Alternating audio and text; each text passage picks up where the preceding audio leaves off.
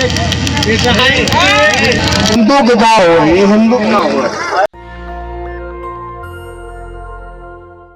ये वीडियो सुना आपने, यूपी के सिद्धार्थ नगर का वीडियो है। बाबा साहब की जयंती है।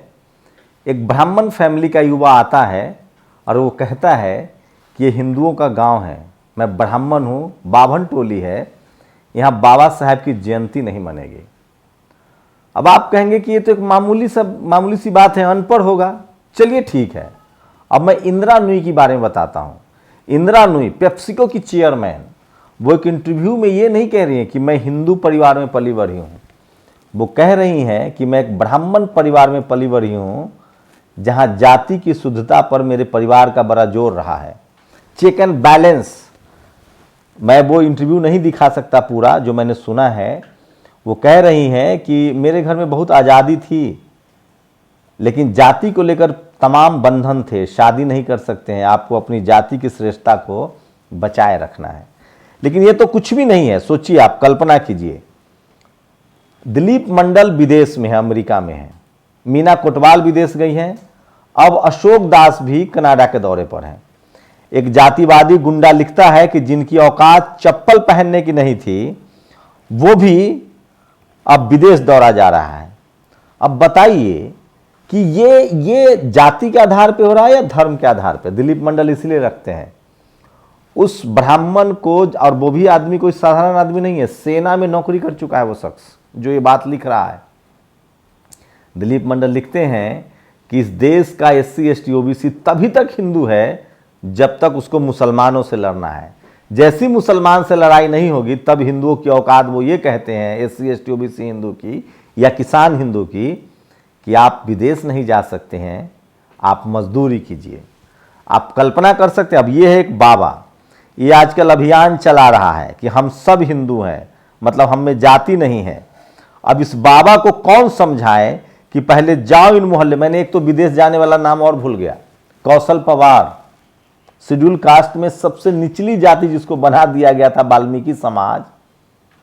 मैं नहीं कह रहा हूं, बना दिया गया था, जिन जातिवादियों ने जाति बनाई है।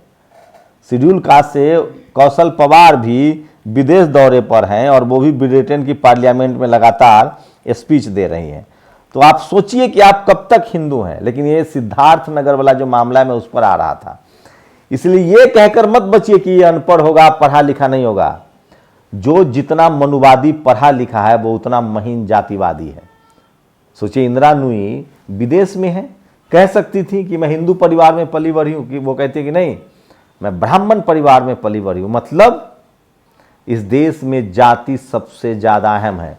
और ये सिर्फ हिंदुओं के साथ, ये सिर्फ ब्राह्मण धर्म में ही नहीं है, भारत में लगभग जाति का कंसेप्ट हर धर्म में है।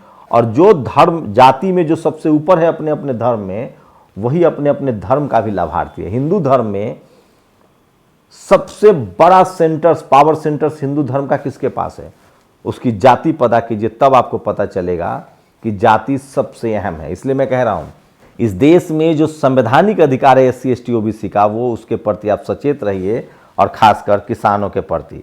मैं इसलिए कह रहा हूं कि SC ST OBC के लोगों को समझना पड़ेगा। और ये सारी चीजें आपको बताती है कि किस तरह से इस देश में जाति काम करता है। आप सोचिए, आजादी के बाद भारत में सबसे पहला ओलंपिक मेडल किसने जीता? गोल्ड। आजादी के बाद भारत के लिए किसी भी व्यक्तिगत स्पर्धा में पहला ओलंपिक मेडल जीतने वाला खवासा जाधव की जिंदगी पर नागराज मंजुले, जिन्होंने सैराट बनाई है, वो फिल्म बना रहे हैं। नागराज मंजुले मराठी फिल्म इतिहास के सबसे ज्यादा कमाई वाली फिल्म सैराट बनाकर पहले ही नाम कमा चुके हैं। तो सोचिए, इससे पहले उन्होंने अमिताभ बच्चन के साथ भी एक फिल्म बनाई थी। तो आप बताइए कि इन पर फिल्म क्यों नहीं बनी? कभी सोचा है आपने? क्योंकि इसकी वजह है जाति। हॉकी के जादूगर ध्यानचंद, चाहे कंस्टिट्यूएंट असेंबली के मेंबर और हॉकी के बड़े प्लेयर जयपाल मुंडा, इन सब लोगों पर फिल्में क्यों नहीं बनी? इन सबको गुमनाम क्यों कर दिया गया? इसकी वजह है जाति। बिरसा मुंडा, सिद्धो कान्हो, तिलका मांझी, न जाने लाखों इस देश के उस समय जिनको शूद्र और अछूत कहा जाता था, आजादी से पहले जब इस देश में मनुस्मृति का शासन था, तब आप हिंदू नहीं थे, तब आप शूद्र और अछूत थे। तो सोचिए कि उस दौर में इन लोगों पर कोई फिल्में नहीं बनी। और मैं इसीलिए कहता हूं कि दिलीप मंडल जो लिखते हैं उसके मर्म को समझिए। उन्होंने एक पोस्ट लिखा है कि मैं दुनिया के किसी हिस्से में जाता हूं तो गुरु घर, चाहे वो गुरु नानक साहब का हो, चाहे वो गुरु रविदास महाराज का हो, वहां मैं जाता हूं। मैं मंदिरों में नहीं जाता हूं तब तक जब तक वहां गैर बराबरी खत्म ना हो जाए, जब तक वहां सब पुजारी ना हो जाए, जब तक वहां हर जाति के लोगों के पास दान पेटी की चाबी ना आ जाए। हाँ, मैं तमिलनाडु में जाता हूं मंदिरों में, क्योंकि वहां अब हर जाति के लोग पुजारी बनने लगे हैं। पहचान के नाम पर पेप्सी की पूर्व सीईओ अपना धर्म नहीं, अपनी जाति बता रही हैं। अमेरिका जाने से यहाँ का आदमी सुधर नहीं जाता है। सोचिए, दिलीप मंडल लगातार अध्ययन कर रहे हैं, अमेरिका में जातिवाद के खिलाफ लगातार कानून बन रहे हैं और उसको लेकर लगातार सक्रियता है। दिलीप मंडल लगातार वहाँ रहेंगे और उसी पर उन्होंने किताब लिखने का फैसला किया है, तय किया है। ये शख्स है बसंत कुमार हिंदू। इसका जब प्रोफाइल चेक कीजिएगा तो इसकी जाति पता चल जाएगी। ये लिखता तो हिंदू है, लेकिन आगे क्या लिखता है, जिनको चप्पल उठाने की औकात नहीं थी वो आज वह हमारे टैक्स के पैसे से अमेरिका घूम रहे हैं। दुर्भाग्य इस देश का। ये किसके लिए लिख रहा है? अशोक दास के लिए, मीना कोटवाल के लिए, दिलीप मंडल के लिए, कौशल पवार के लिए। दिलीप मंडल कहते हैं जब मुसलमान से झगड़ा न चल रहा हो तो सच्चा हिंदू ऐसा हो जाता है। तो आप लोग सोचिए, समझिए और गुनिए कि आपको औकात में रखने के लिए क्या क्या किया जाता है और इसकी वजह क्या है। लेकिन बीच बीच में सुखदायी तस्वीरें भी आती हैं। एक तरफ यूपी के सिद्धार्थनगर में इस देश के 85-90% लोग जो वोटर हैं वो SC ST OBC और जाट पटेल मराठा गुर्जर हैं। लेकिन क्या मजाल है कि इन लोगों के संवैधानिक अधिकारों की कोई रक्षा कर दे। ये तस्वीर है बाबा साहेब की, जो हैदराबाद में उनकी मूर्ति बनी है। और सोचिए, एक और तस्वीर आपको बता रहा हूँ किस तरह से इस देश में जाति काम करती है, वो आपके लिए बहुत ज़रूरी है जानना।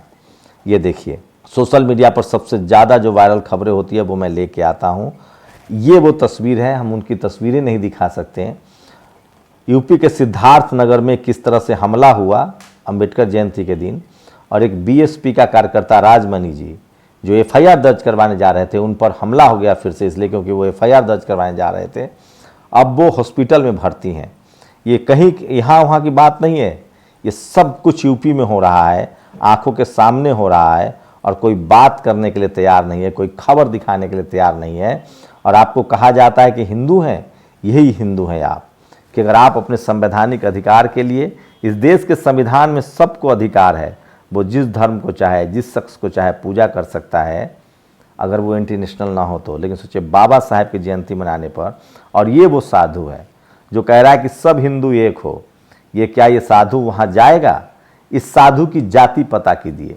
ये हिंदू आपको सिर्फ इसीलिए बनाया जा रहा है ताकि आपका जो वोट है ना वो इनको मिल जाए। आप दो ही वक्त में हिंदू हैं, जब वोट डालना हो या सांप्रदायिक दंगे में आपका इस्तेमाल होना हो। ये हिंदू का गांव है, ये बभने का गांव है। माइक बंद कर, यह वीडियो सिद्धार्थनगर के बासी विधानसभा का है। इन बाभन को बाबा साहब से बहुत समस्या है भाई। तो ये तस्वीरें हैं सोशल मीडिया पर, और इसके खिलाफ जब FIR दर्ज कराने की बात आई तब किस तरह से राजमणि जी पर हमला हुआ है, इस देश के बहुजन नेताओं को जाना चाहिए, इस पर बात करनी चाहिए। मैं इसीलिए कह रहा हूँ, आप विदेश जाएंगे, आपके शरीर पर कपड़ा होगा, आप पत्रकार बनेंगे, media, judiciary, college, university, bureaucracy, business में आएंगे तो आपकी जाति देखी जाएगी। आप सिर्फ 2 ही वक्त तक हिंदू हैं। लेकिन भारत में तो अजीब है, सबसे ज़्यादा जो कास्टिज्म है वो हिंदुओं के बीच है। बाकी धर्मों में तो कम से कम लोगों को अपनी पूजा पद्धति का भी अधिकार है, लेकिन सोचिए भारत में क्या स्थिति है। इसलिए मैं कह रहा हूं कि आपका कोई भी धर्म हो, आप किसी धर्म में हो भारत में, आप सिख हों, आप हिंदू हों, आप मुस्लिम्स हों, आप ईसाई हों, आपका जो संवैधानिक अधिकार है वो SC ST OBC के रूप में दर्ज है। और अगर आप SC ST OBC हैं तो मैं दावे के साथ कह सकता हूं कि आप एजुकेशनल बैकवर्ड है, सोशली बैकवर्ड हैं, और उसको दूर करने के लिए आपको आरक्षण में अधिकार मिला। वहीं इस देश के किसान जाति, वो भी किस तरह से पिछड़े और दलित बनाए जा रहे हैं। तो इस देश में पता तो कीजिए कि आपके धर्म के लोग आपके साथ क्यों भेदभाव कर रहे हैं, जाति के आधार पे या धर्म के आधार पे। इस देश में धर्म के नाम पर लड़ाई बहुत नई है, 2000 सालों से जाति के नाम पर शोषण चल रहा है और सब अपनी अपनी जाति लेकर बैठे हैं। भारत का संविधान कहता है कि भारत में सबको अपना धार्मिक अधिकार है, जाति के नाम पर, धर्म के नाम पर, लिंग के आधार पर कोई भेदभाव नहीं होगा। लेकिन सोचिए यूपी के सिद्धार्थ नगर में बाबा साहब की जयंती मनाने पर, और कल्पना कीजिए तो सोशल मीडिया है तो वीडियो आ गया, जब नहीं होगा सोशल मीडिया तो क्या होता होगा। सोचिए कोई schedule caste, SC ST OBC विदेश चला जाए, आप लोग अपने आप जिस किसी भी धर्म के हों, अगर आप मुस्लिम धर्म में हैं, आप OBC हैं, शेड्यूल ट्राइब हैं, पहले तो आपको पता है कि नहीं ये पता कीजिए, क्योंकि ये पता आपको इसलिए नहीं चलने दिया जाता है क्योंकि अगर ये आप जान जाएंगे तो आप collector, engineer, SP, DM, CM, PM, पत्रकार, प्रोफेसर, डॉक्टर, इंजीनियर बनने लगेंगे। तो आप बताइए मुझे कि क्या आप अगर SC ST OBC हैं तो आपका शोषण कौन कर रहा है? आप अगर किसान हैं तो भी आपका शोषण कौन कर रहा है? और ये भी बताइए कि इस देश में media, judiciary, college, university, bureaucracy, business पर किन लोगों का कब्जा है?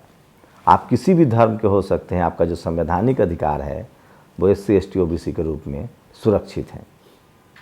लेकिन सोचिए, खासकर जो लोग हिंदू एकजुटता की बात करते हैं वो अपने ही लोगों के विदेश जाने पर कैसी प्रतिक्रिया देते हैं। मतलब मैं फिर कह रहा हूँ, इस देश में वो आपको मजदूर बनाए रखना चाहता है, लाचार बेबस बनाए रखना चाहता है, तभी तक आप उसके धर्म के दोस्त हैं। जैसे ही आप अपना संवैधानिक अधिकार मांगेंगे वो आपकी जाति याद दिलाने लगता है। भारत एक जाति प्रधान देश है, ये तो सच है, लेकिन सोचिए विदेश में जाकर भी ये लोग नहीं सुनते हैं। और इंदिरा नूई विदेश के इंटरव्यू में कहती है, वो हिंदू कह सकती थी, वो कहती है कि मैं ब्राह्मण फैमिली से हूँ। सच्चाई यही है, भारत एक जाति प्रधान देश है। आप लोग अपनी प्रतिक्रिया जरूर दीजिए। शुक्रिया। नेशनल दस्तक की आपसे गुजारिश है कि अगर इसको बचाना चाहते हैं तो नेशनल दस्तक को सब्सक्राइब करने के लिए रेड कलर के सब्सक्राइब बटन को दबाएं, फिर बेल आइकन की घंटी दबाएं। नेशनल दस्तक को बचाने के लिए बहुत जरूरी है कि हर खबर को शेयर करें, लाइक करें, कमेंट जरूर करें।